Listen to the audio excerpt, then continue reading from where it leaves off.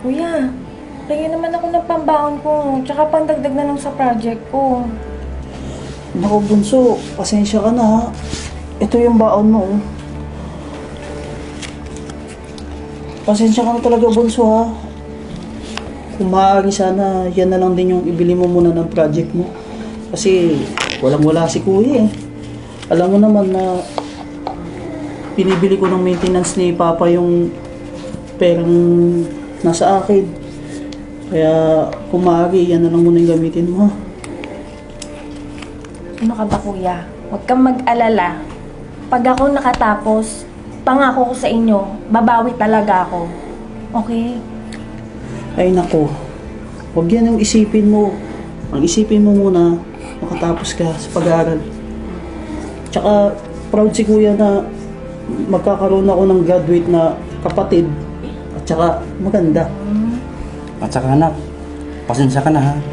Medyo kulang ang budget mo. Nababawasan pa kasi yan eh. Kasi kuya mo, pinambibili ng gamot ko. Kasing rayong ako, di gumaling-galing. Ubo ko. Pasensya ka talaga ha. Tay, okay lang. Naiintindihan ko. Babawi ako sa inyo. Oh, siya, papasok na muna ako ha. Kailangan ko na mag-ayos. Sige na, Bunso. Bye-bye. Ingat ka. Ingat ha. Oh. Ingat. Nak, pasensya ka na ha. Kung nagiging pabigat pa ako sa'yo. Pa, walang anuman. Obligasyon ko yan bilang anak mo. Tsaka ako yung panganay mo. Gagawin ko lahat. Pero hindi ka doon eh. Ako ang ama. Dapat ako ang may responsibilidad sa inyo. Kaso Sige na. itong sakit ko eh. Okay na yan, pa. Maraming salamat talaga anak ha. Alvin, 8 years na tayo. Ano pang plano mo? Kailan mo ako papakasalan? Lahat ng friends ko, kinasal na. Ako na lang yung hindi. Alam mo namang matagal ko ng pangarap to, di ba? Yung maglakad sa altar, magsuot ng magandang gown, wedding gown, di ba?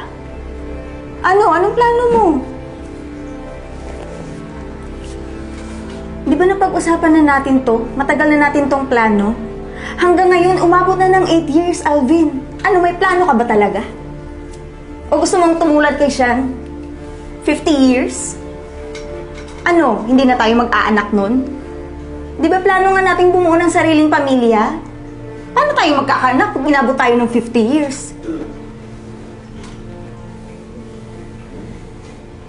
Babe, ba't ba kasi galit ka? Alam mo naman yung sitwasyon ko, di ba? Hindi mo ba naisip? Nasa plano natin yun. Nasa isip ko, lagi, gusto ko magkaroon tayo ng masayang pamilya.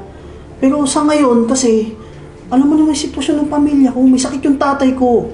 May kapatid akong pinapaaral. Eh, paano naman ako? 8 years na ako naghihintay sa'yo, Alvin. Pwede ba huminahon ka? Paano ko hihinahon? Pinapairal mo kasi yung galit mo eh. May surprise pala ako sa'yo. Seryoso? Mukha ba ako nagbibiro? Babe naman eh, bakit mo pa ako ginalit? May plano ka naman pala. Hindi kita ginalit. Ikaw tong... Ay nako, ewan ko. Isuot mo na nga yan, dali! Yes na agad. Ang beshi was! Nagpo-post na si Alvin sa akin. Look at my ring. Kaya pala parang nakapa-blooming mo yung beshi. Di ba? Ang ganda. Oo. Yan na ba yun? Oo. Bakit? Parang ganyan ba to? Beshi?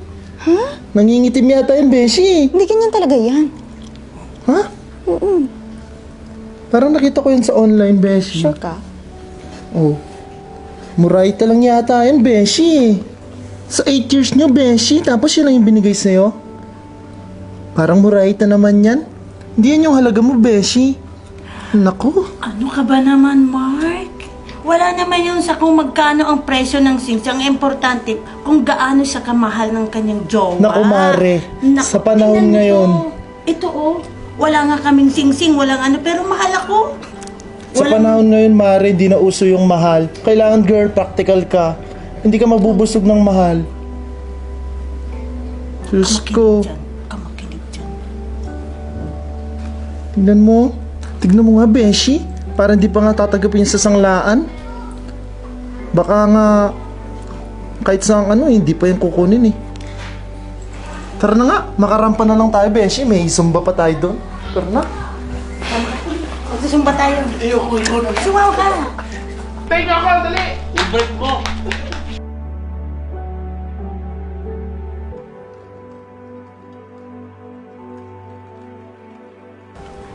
Alvin, anong klaseng engagement ring naman tong binili mo sa akin? Mumurahin. Sa 8 years natin, hindi mo man lang pinag-ipunan. Babe, pasensya ka na. Pinag-iipunan ko talaga yung singsing na gusto ko para sa'yo. Pero hindi naman ibig sabihin na mumurahin yan. Ganyan lang yung halaga mo sa akin. Alam mo namang mas uunahin ko yung pamilya ko, di ba?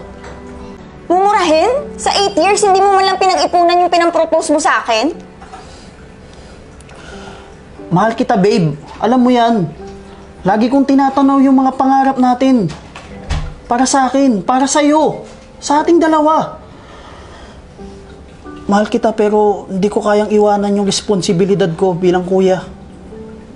Alam mo naman nagme-maintenance yung tatay ko. May pinapaaral akong kapatid. Alam nga namang unahin ko yung bahal ng singsing para sa'yo. Ganun lang pala kababa yung tingin mo sa akin. Sakit mo magsalita. Itong singsing na to, mumurahin. Napahiya pa ako sa mga kaibigan ko. Sa'yo na nga tong singsing na to. Hindi ko na yung kailangan. Salamat ha. Kasalanan ko pa palang meron akong tatay na may sakit. Kapatid na pinag-aaral. Hindi worth it yung pagmamahal ko sa'yo. Alam mo, mas mabuti pa nga talaga eh. Mawala ka na lang din. Mahahanap mo na yung lalaking para sa'yo. At syempre, mas pipiliin ko yung pamilya ko. Ah, ganun. Eh di magsama kayo ng pamilya mo.